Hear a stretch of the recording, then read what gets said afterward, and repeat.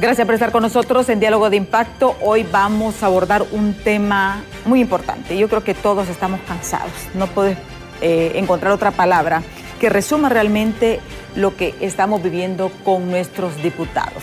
Diputados que usted y yo lamentablemente elegimos, pero que no dan respuestas a lo que el pueblo hondureño quiere. Vean ustedes, tenemos 42 días sin elegir fiscal general y fiscal adjunto. 42 días. Empantanadas esta elección. Y no solamente esa elección, sino que paralizado el hemiciclo legislativo, que es para lo cual se les nombra. Actualmente se estima que la mora legislativa va a aumentar a unos 900 decretos. 900 decretos. Y lo peor aún es que les estamos pagando sin trabajar. Justamente ayer el CNA reveló un informe donde decía de que se les pagó 60 millones de lempiras a los diputados por no asistir, por asistir a sesiones y hacer relajo, ¿verdad? Que eso no vale, por protestar. O sea, ellos están en una protesta, en una insurrección legislativa, pero nosotros con nuestros impuestos les estamos pagando. ¿Es justo realmente que se les pague a los diputados por no trabajar y que nos tengan en un estado casi de indefensión al no nombrar al nuevo fiscal general y al nuevo fiscal adjunto? Porque ellos, como dicen los analistas, lo que están buscando es impunidad, no es el bienestar del pueblo hondureño. Porque si ve el bienestar del pueblo hondureño, esa elección tuvo que haber sido el 28 de septiembre. No, el 28 de julio, que fue el momento que se presentó. Desde ese momento, si fuera interés del pueblo hondureño, no, se están buscando intereses. Y ese término fiscal a la medida, ojo, que justamente es lo que vamos a hablar en breves minutos con nuestro invitado, el abogado Juan Carlos Aguilar. Pero antes, veamos qué dice este diputado de Partido Libertad y Refundación sobre esas negociaciones.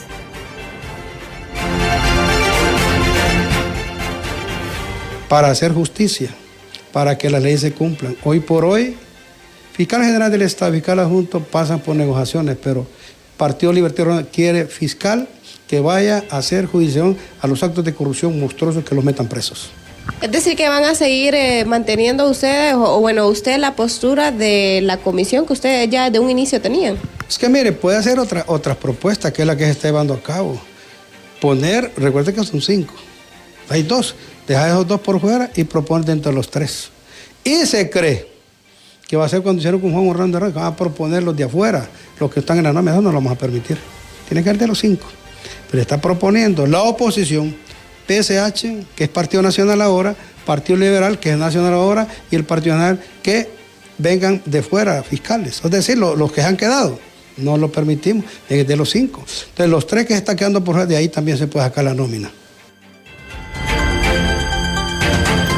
Bueno, empantanados, pero bien pagados, y hasta viajando. 42 días sin trabajar en el Congreso Nacional. Imagínense qué vergüenza, un mes después hacen el Congreso Infantil. Debió haber sido el 9, 10 de septiembre. No es justificable lo que está sucediendo en el Congreso Nacional y el pueblo hondureño no se merece tener diputados de esta talla. Y sí nos preocupa porque la teoría, si ustedes recuerdan, de que iban a dar prórroga y que hasta en enero hasta en enero se va a elegir el fiscal porque van a hacer la reforma constitucional porque son 3 partidos y solamente hay 2 cargos. Y necesitan 3 partidos con 3 cargos. Y eso es el trasfondo. Intereses personales. Porque si fueran intereses de país, realmente hubiesen elegido. Tenemos aquí invitado en estudio a Juan Carlos Aguilar, él es subdirector de Democracia y Transparencia de la ONG ASJ, quien ha estado durante todo este proceso, vigilando paso a paso lo que está ocurriendo con esta elección del fiscal. ¿Están preocupados ustedes con lo que ocurre, abogado, en el Congreso Nacional realmente? Sí, bueno, parte del trabajo que nosotros realizamos como ASJ radica en ese monitoreo integral que se le hace al Congreso. Próximo martes vamos a estar realizando uno de los monitoreos, ¿no? Precisamente la revelación del informe del monitoreo de los últimos 3 meses, el trabajo legislativo del Congreso. Evidentemente es una situación que preocupa en el sentido de que es un Congreso inoperante, es un Congreso que no puede llegar a consensos, un Congreso que no tiene diálogos, y producto de eso es esa falta de liderazgo, ¿no? Que estamos viendo desde la Junta Directiva. Porque en gran medida el cierre o la parálisis del Congreso Nacional no se debe, o creo que no es achacable a todo el Congreso como tal. Recordemos que el Congreso Nacional es un poder altamente presidencialista, es decir, que prácticamente todo lo que se mueve dentro del Congreso Nacional tiene que pasar por el presidente del Congreso y su Junta Directiva. Entonces, los responsables, ¿no? Al final de cuentas, es la Junta Directiva. Del cierre al menos del Congreso Nacional, de que no existan sesiones dentro del Congreso Nacional y tampoco de generar esos acuerdos y sobre todo sentarse a hablar, porque al final de cuentas para que se destrabe este tipo de situaciones tienen que negociar y ya sabemos, no van a negociar en favor del pueblo hondureño, sino que van a negociar en favor de los intereses de cada uno de estos partidos políticos, sobre todo de las 3 grandes fuerzas. Sí. Y aquí es el punto, y como usted hablaba también, aquí realmente al final es la falta de liderazgo, y hay que decirlo con nombre y apellido, de Luis Redondo, porque él es el presidente del Congreso. Sin lugar a dudas. Él es la persona responsable de dirigir todo, de coordinar todo eso, porque a él, impuesto legal o ilegal, ya es el presidente del Congreso Nacional de hecho, no de derecho, como no importa, pero es de hecho. Desde el momento que ya votaron, ese discurso de ilegalidad no va, porque ellos ya lo legitimaron. Fue lo mismo que pasó, y lo comparo con Juan Orlando Hernández. Al final lo legitimaron todas las fuerzas. Todos se reunían con él, reconocían lo que él hacía. Aunque la elección no fue legal, pero lo legitimaron. Entonces, de hecho, no es justificación. Pero sí preocupa el hecho de que no estén sesionando y le estén pagando. Yo creo que esto es inmoral, antiético, porque por lo menos deberían de tener la dignidad de devolver ese dinero, ¿o no?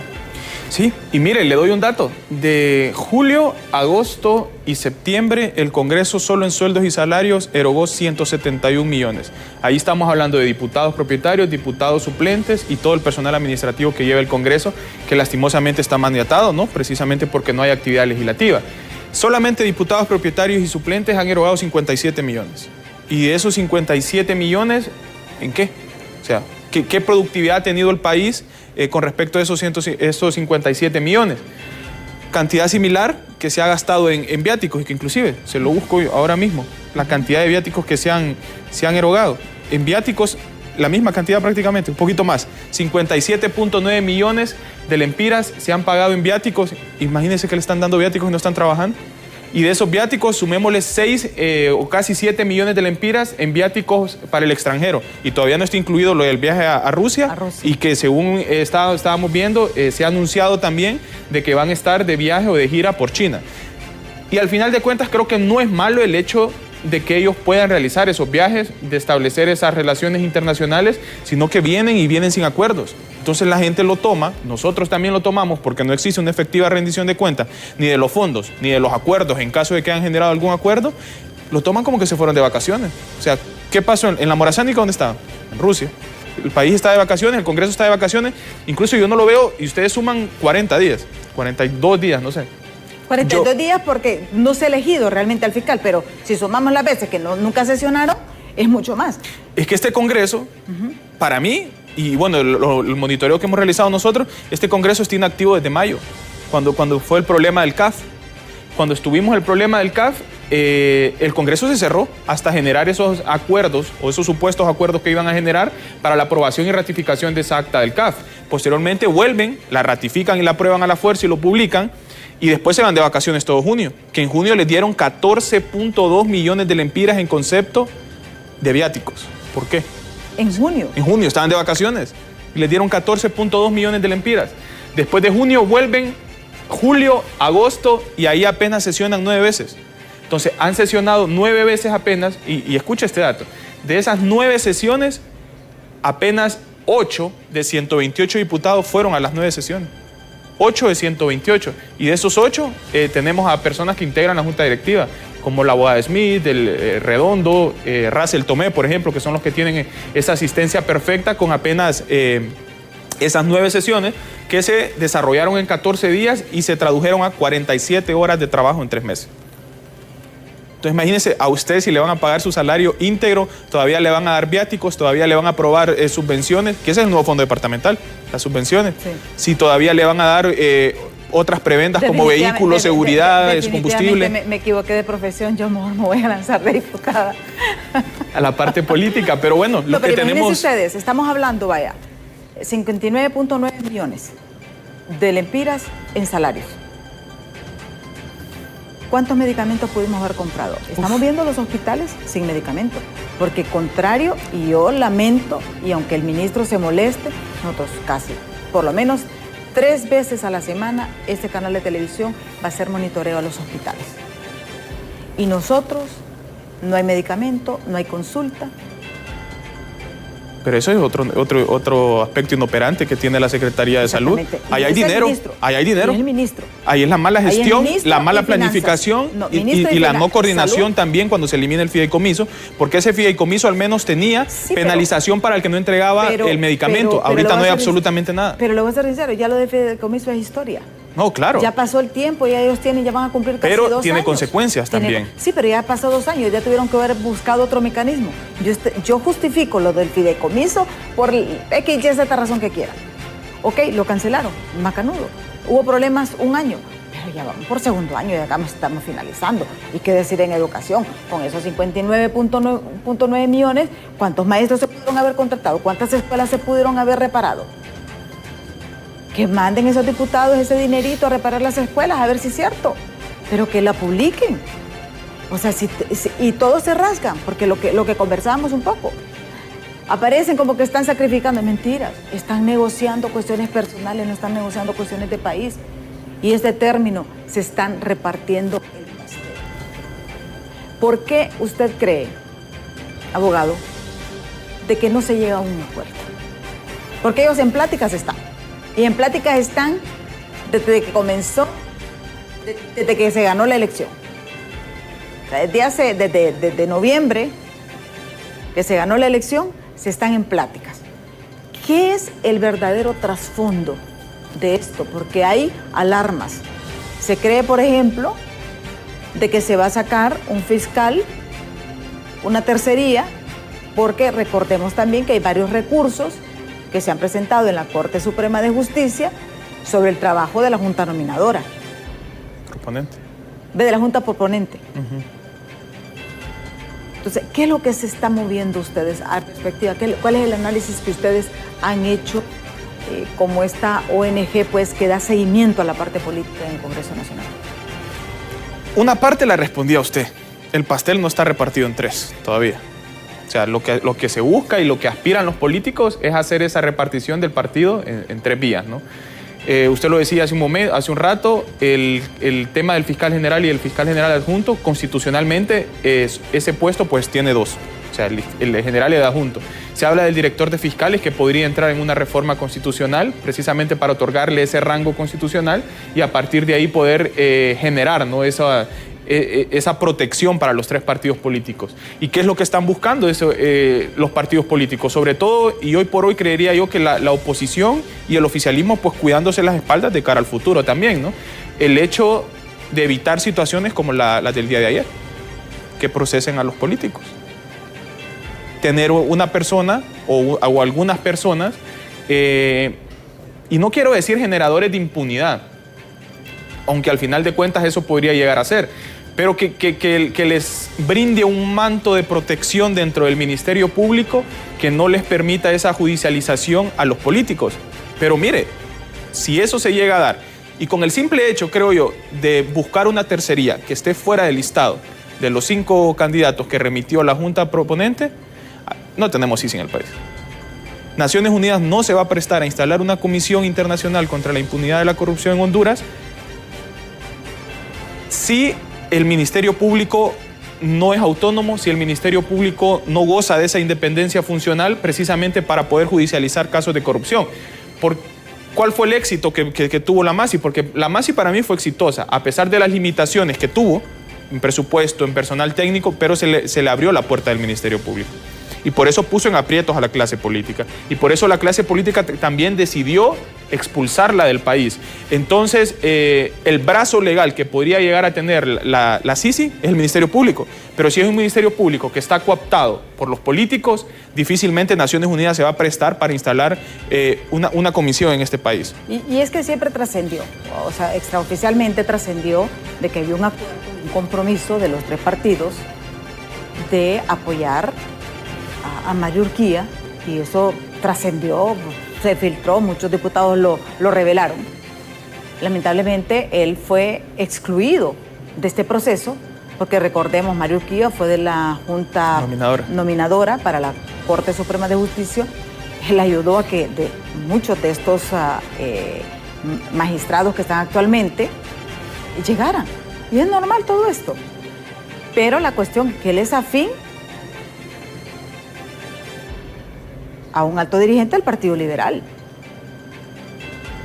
Y supuestamente por eso se decía que fuera del Partido Liberal el fiscal general, para tener ese equilibrio, y que iban a ser dos adjuntos. Ese era el escenario que siempre se manejó, ¿verdad? Que iba a haber dos porque si bien es cierto, la dirección de fiscales podrían dársela al Partido Nacional, sin embargo, queda a criterio del fiscal adjunto removerlo. Entonces lo que quieren es seguridad, y ese es el trave. Pero no es que están esperando resolver el 94% de impunidad que existe en Honduras, o la mora judicial que tiene el Ministerio Público actualmente, que estuvo 2 meses en paro también y les pagaron. O sea, porque también son realidades. Pero una de las cosas que también llama la atención, abogado, es el hecho de por qué hasta ayer Luis Santos, el fiscal de la UFERCO, amplió estos requerimientos fiscales de Pandora 2. Incluyó por primera vez a Juan Orlando Hernández. Porque es la primera vez que lo incluye así, porque es juego político, para que entendamos el rol del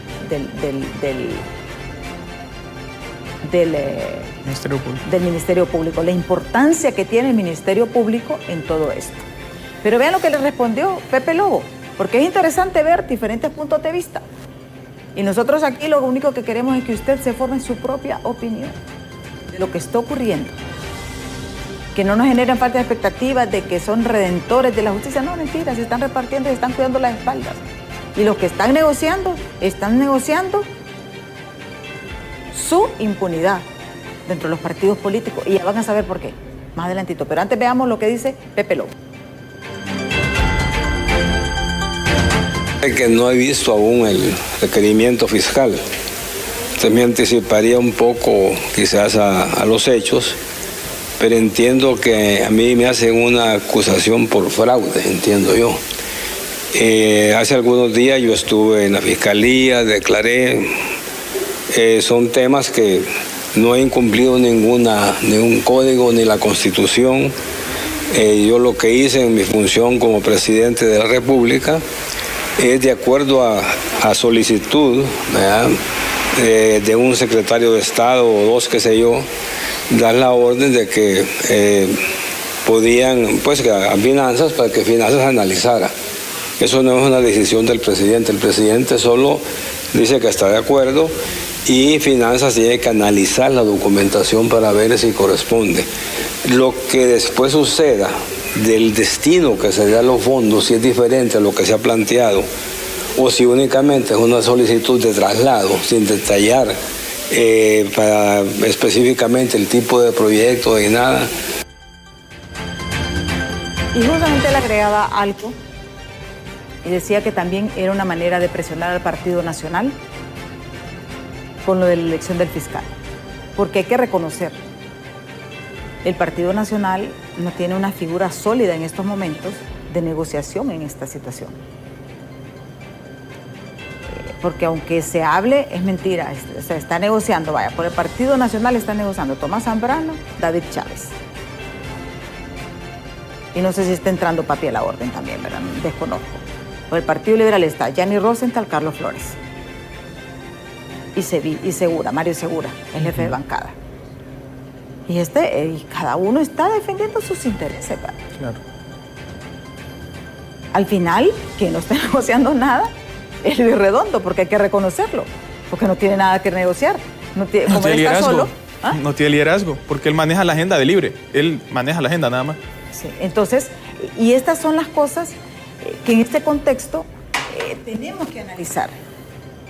Ahorita hay una presión fuerte, pero sí realmente yo me alegro que Uferco por fin haya presentado este requerimiento, pero ¿por qué no lo presentó antes?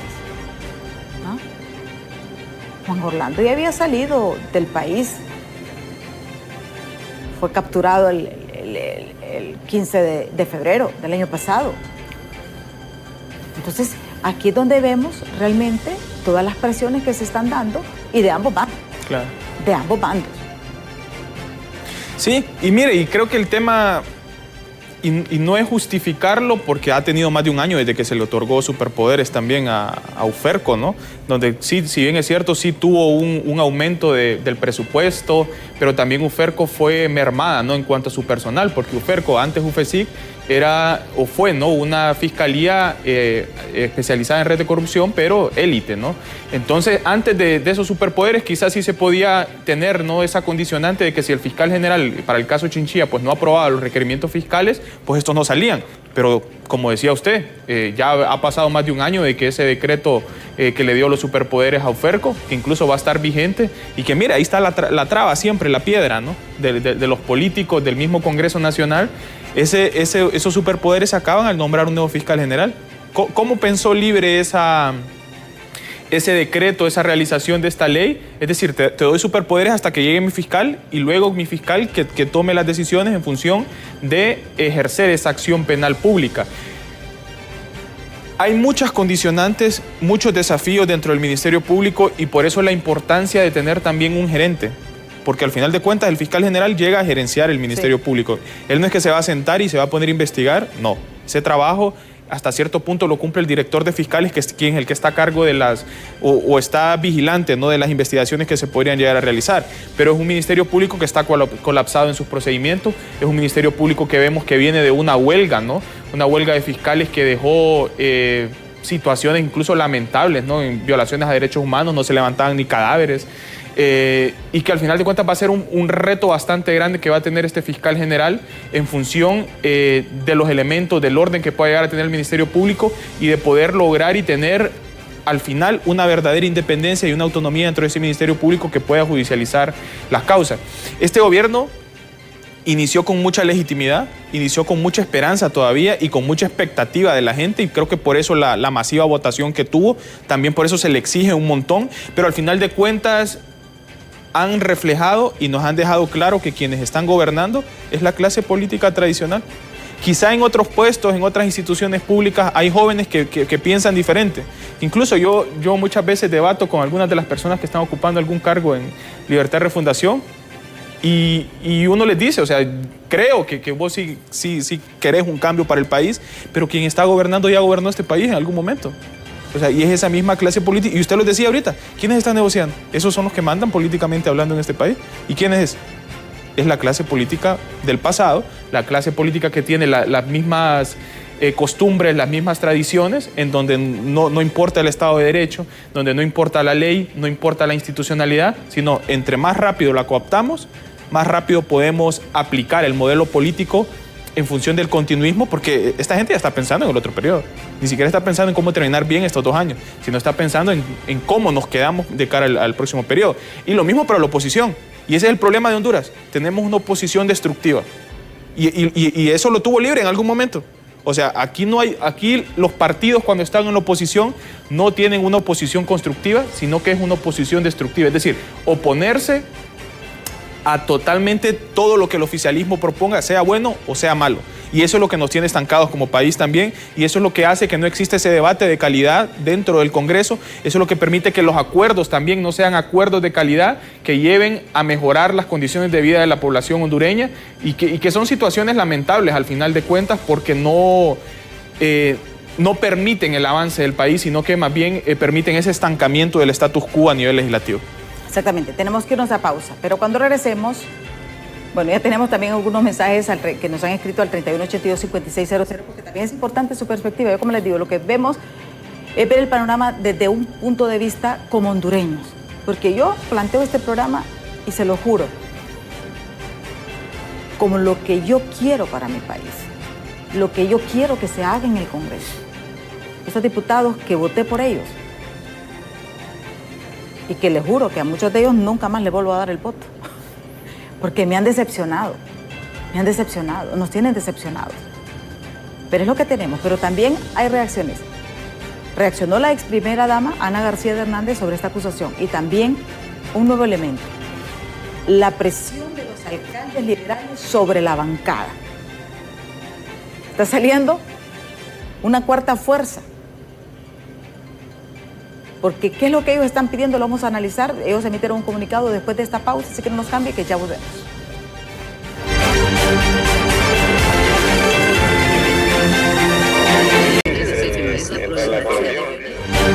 Bueno, continuamos esta entrevista con el abogado Juan Carlos Aguilar. Él es subdirector de Democracia y Transparencia de ASJ. Él es el que está llevando a cabo todo el seguimiento de lo que está ocurriendo en el Congreso Nacional. Yo lo que quiero es que veamos la realidad de lo que está ocurriendo. O sea, fue claro y coincide en la posición que nosotros planteamos, en el hecho de que como no hay una repartición, está bloqueado. Entonces, y va a continuar así. Es mentira que va a ir cambiando. Vamos a ver justamente en estos momentos la reacción de la ex primera dama, Ana García de Hernández, justamente cuando se emitió este requerimiento fiscal. Dice: comparto comunicado sobre las actuaciones presentadas por la UFERCO el día de ayer, 11 de octubre, contra mi esposo, el expresidente Juan Orlando Hernández. Es víctima de una persecución y conspiración política. Él es inocente y pronto volverá. Tal vez no pueden poner, ahí dice, comunicado, trascendió el día 11 de octubre de 2023 una acusación contra mi esposo Juan Orlando Hernández Alvarado, presentado por la UFERCO. Esto ratifica lo que hemos sostenido durante este tiempo. Juan Orlando es víctima de una persecución y conspiración política que se confirma hoy claramente cuando se presenta una acusación sobre el caso en el donde el Poder Judicial en sus diferentes instancias ya se ha pronunciado librando de responsabilidad a varios de los procesados en ese expediente, y durante ese proceso nunca se mencionó a mi esposo o se le citó a declarar. 2. He puesto en conocimiento a mi esposo Juan Orlando Hernández sobre esta acusación, sorprendido de esto porque en una línea de investigación que desde el 2018 manejaba la UFERCO, antes UFESIC, nunca antes, en más de 5 años, habían mencionado o presentado algo contra mi esposo. Ahora, estando ausente, sin poder ejercer su derecho a defensa material, Juan Orlando sigue siendo víctima de violaciones a sus derechos, siendo perseguido políticamente a través de una serie de ataques en contra suya y de nuestra familia como parte de un guión de ataque y linchamiento político. 3. Juan Orlando me ha pedido instruir a nuestros abogados para definir una estrategia legal de defensa ante esta persecución política. Juan Orlando es inocente, pronto volverá. Tegucigalpa, 12 de octubre del 2023. Eso es lo que respondió y lo que coincidimos. O sea, no es el hecho. ¿Por qué no lo presentó antes? ¿Por qué hasta ahora? Este caso tiene 5 años de estar. ¿Por qué no lo citó?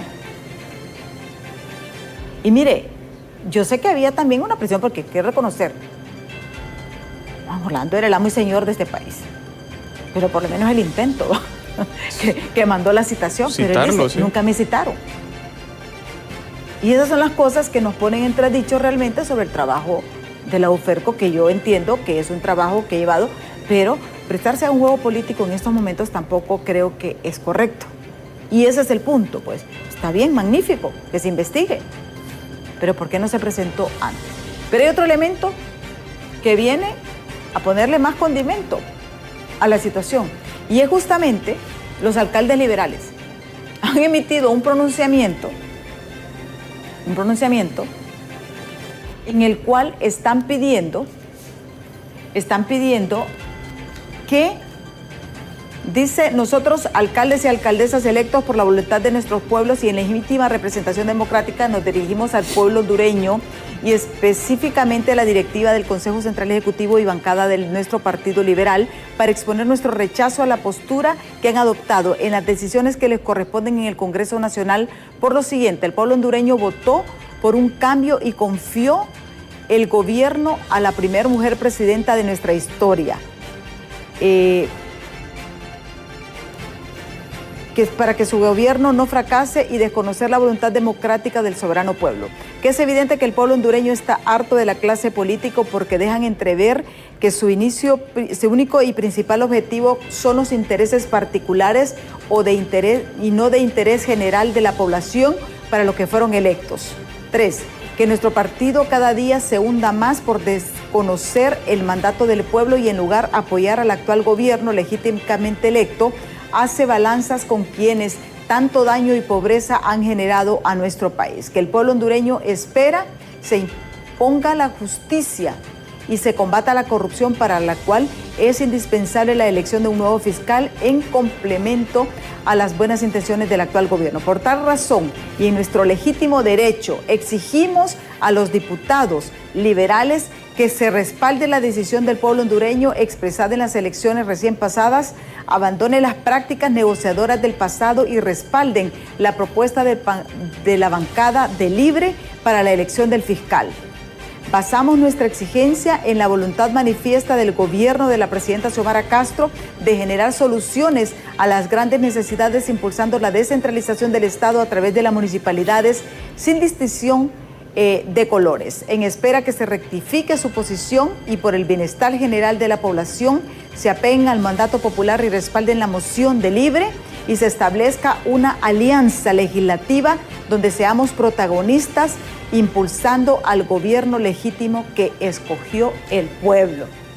Vean ustedes, posiciones totalmente antagónicas dentro del mismo Partido Liberal.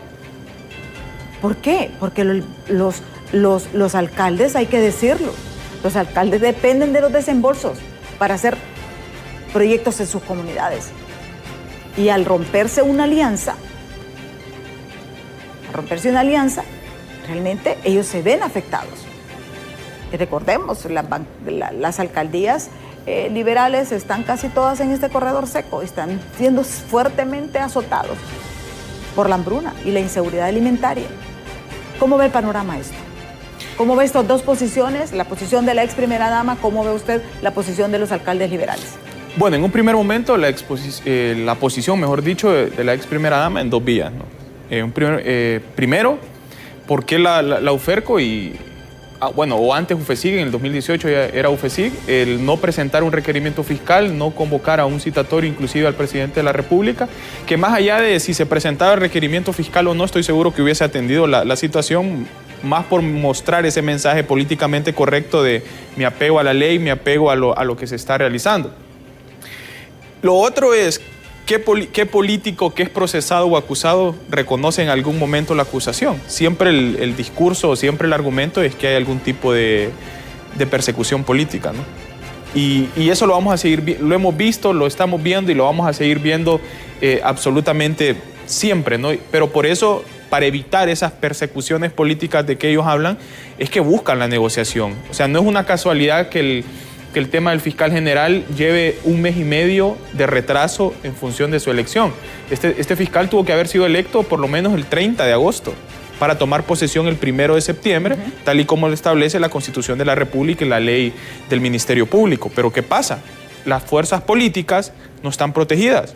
Esos políticos, para evitar esas persecuciones políticas, como lo dicen ellos, están buscando los mecanismos para blindarse, están buscando los mecanismos que generan algún tipo de impunidad, ¿no? Y por otro lado, el tema de las alcaldías, como bien lo decían, creo que ahí el mensaje es claro y hay muy pocas vías de análisis más allá del dinero. O sea, puede ser un mecanismo, de presión para asfixiar también al mismo Partido Liberal, porque hay algo que recordarle al pueblo hondureño. La mayoría de las municipalidades, históricamente y todavía se mantiene, han sido ganadas y son ganadas por el Partido Liberal.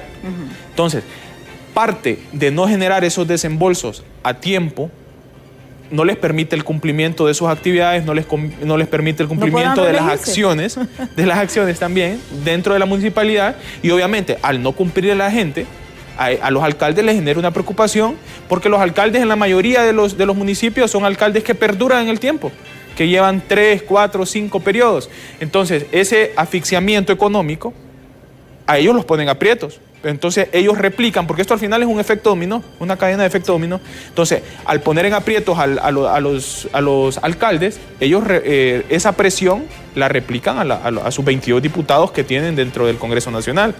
Y no sé si 22, porque el Partido Liberal está fraccionado.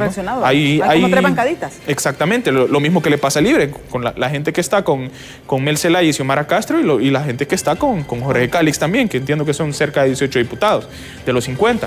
Entonces, al final son mecanismos de presión también que pueden venir desde el gobierno central, porque aquí no nos engañemos. Y no digamos que existe... Hay presiones de todos lados. Hay presiones de todos lados y no digamos que existen esa independencia de los 3 poderes. Es mentira. Incluso esa marcha que se convocó el 28 de agosto para el tema de la elección del fiscal general por parte de la presidencia, en otro aspecto, en otro contexto, más allá de que todo el mundo tiene derecho a manifestarse, más allá de que todo el mundo tiene derecho a emitir su libertad de expresión, pero eso también hay que verlo con un trasfondo político. Ese era un fuerte mensaje que estaba mandando el Ejecutivo para tratar de ingerir en las negociaciones y que casualmente estaba sesionando el Congreso Nacional ese día.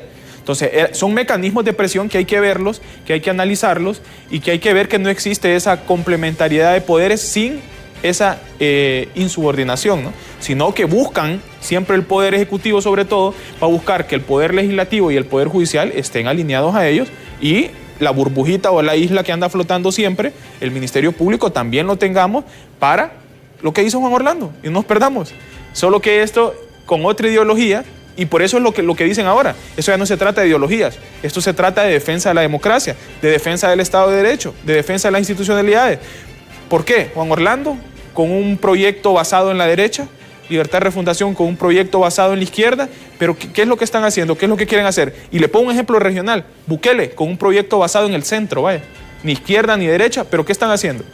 Cooptando los 3 poderes del Estado, el mismo procedimiento, cooptando las institucionalidades, violentando la Constitución para reelegirse, caso Bukele, por ejemplo, caso Juan Orlando en algún momento. Ahora, y hay que decirlo, la derecha optó, bueno, antes los dictadores eran de derecha, luego fueron de izquierda, y ahora son de todos los partidos. Entonces, es de todos.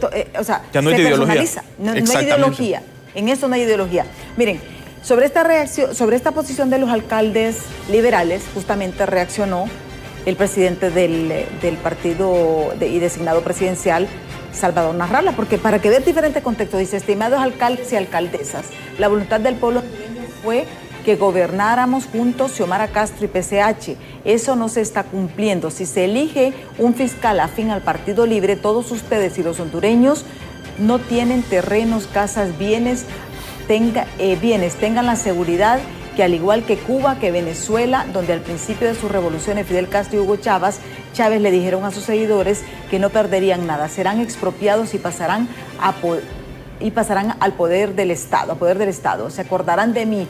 No hay razón lógica para que 74 diputados que no quieren que pierdas tus cosas fuerzan el trabajo por la voluntad de 52 que no saben de la escasez que produce el comunismo. Y todo lo están resumiendo a una ideología, y es mentira. Aquí lo que hay son intereses particulares.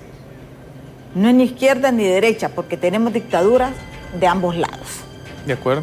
O sea, todos quieren permanecer en el poder. Ese es lo único. Pero ya tenemos algunos mensajes, abogado, que vamos a dar lectura, porque es importante también conocer la posición de nuestros televidentes. Dice, buenos días, diálogo de impacto y el invitado, el Poder Legislativo está sumido en una situación caótica y terrible.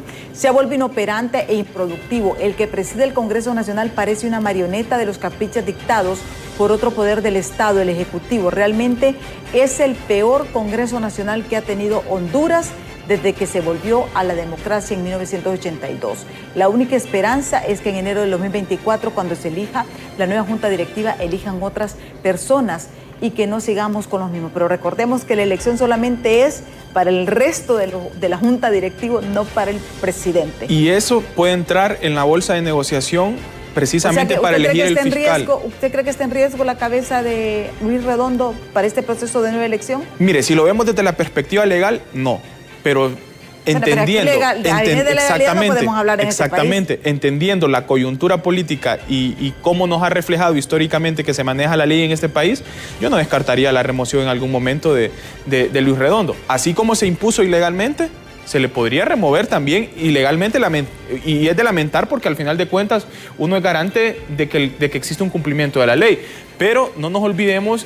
Y mire, sobre todo por cómo está fraccionado y fragmentado el tema del diálogo político, de las negociaciones, de los consensos.